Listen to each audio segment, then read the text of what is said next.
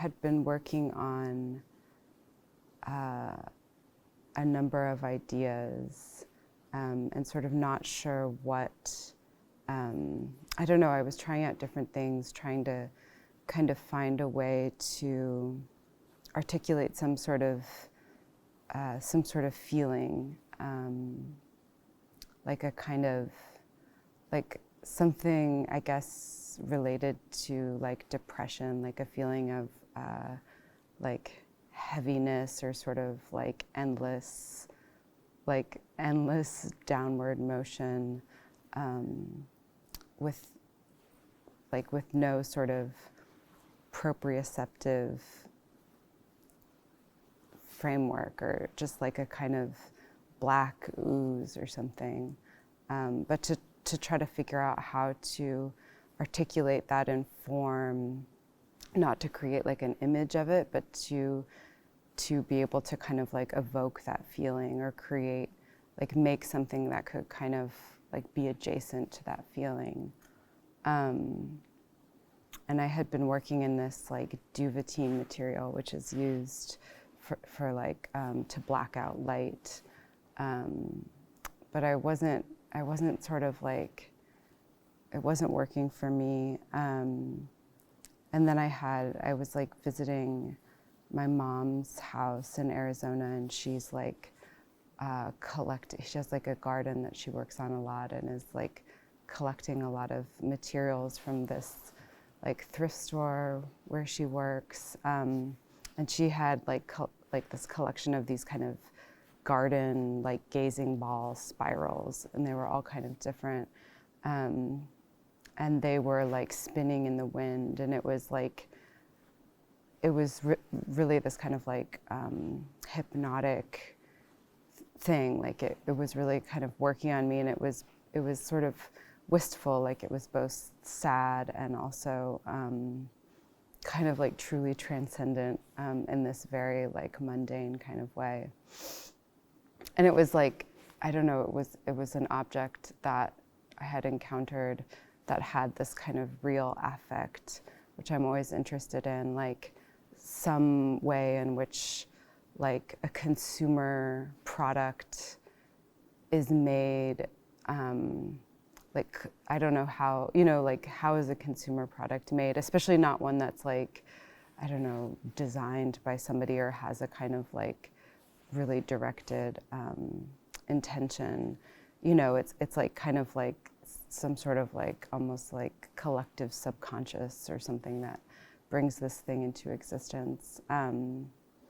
So then I bought a bunch of them on the internet, and had just kind of had them in my house where I was working at the time. And I had this idea that the wind would spin them, but then that when I was installing them, I realized that was never going to happen. So I found these kind of motors, and then that was sort of the perfect thing. So there was this kind of like relationship to this gazing ball spiraling kind of thing that met with this other idea that I had been working on, which was like that, which was somehow about this exhibition that was like somebody was going to hold your hand and lead you through the exhibition or through a space or through a dark room. And I kind of couldn't figure out like how that was going to make sense. And I had been, but then I sort of like remembered these sort of accidental sculptures that I had been making for a while. Like whenever I would use this kind of magic sculpt, this like resin clay, and I would have like a leftover, I would sort of like mold it around my hand, like around the palm and the outer part of my hand. And it's sort of like a hug or like a squeeze or something. And then it would dry, and then, I don't know, these things would sort of just lay around the studio, and I would sort of like shape them into kind of like, I don't know, something that looked like a bird's wing or like a kind of weapon. And then something kind of came together where like this sort of endless spiraling met with this like hand holding. And I cast a number of versions of these and kind of reworked all of them. So there's versions like in resin and in wax and in bronze and aluminum. And then the original like group, the original installation was called Dying Play, that I staged not quite a year ago. And it was sort of around like these darker figures, these kind of mourning figures. And